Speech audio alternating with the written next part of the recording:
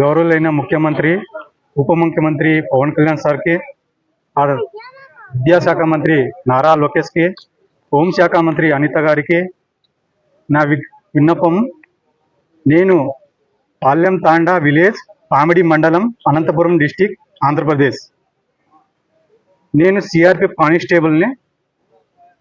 December 1వ తారీఖు నుంచి మే 15వ తారీఖు వరకు మణిపూర్, తోరా చాంద్పూర్ డిస్టిక్ అక్కడ ఆన్ డ్యూటీలో ఉంటే ఎస్పీ సార్కి ఫోన్ చేసింది.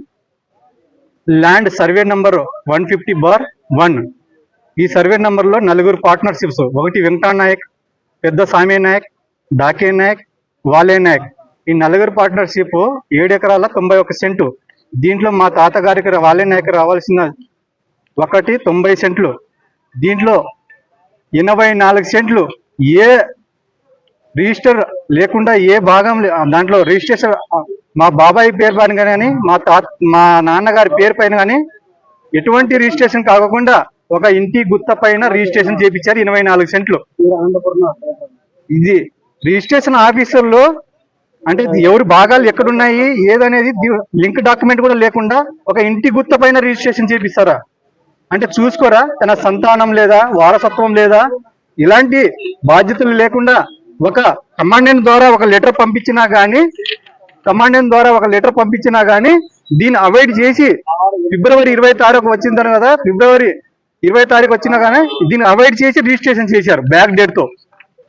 అంటే ఎటువంటి ఆధారాలు లేకుండా, లింక్ డాక్యుమెంట్ లేకుండా ఇలా చేస్తారనేసి.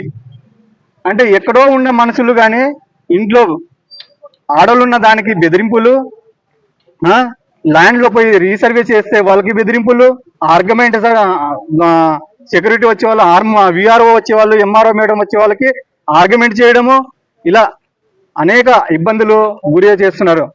ఎవరైతే భూ కబ్జా చేసిన వాళ్ళు, ఎవరైతే ముందుకు లీడర్ వెనుకలుండి నడిపిస్తున్నారు చూడు, వాళ్ళకి ఒకే హెచ్చరిక.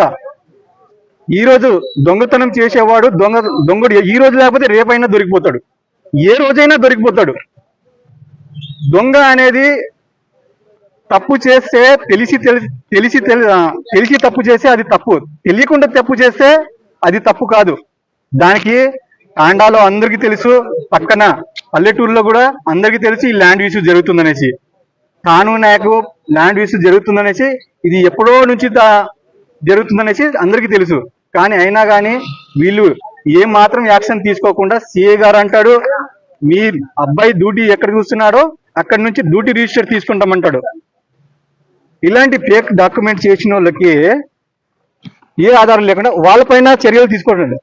నిలదీయట్లే సిఐ గారు మమ్మల్ని అడుగుతున్నాడు, మీరు అగ్రిమెంట్ రాపిచ్చారనే, మీరు అమ్మినారనే, అమ్మింటే ఆ రోజు రిజిస్ట్రేషన్ చేయించుకోవాలి, లేకపోతే ఇన్ని రోజులు ఎవరు వీళ్ళ ఫేక్ డాక్యుమెంట్ అంతా మనుషులను పుట్టిస్తే వాళ్ళ దగ్గర జనాలు ఉన్నారే అంటారు.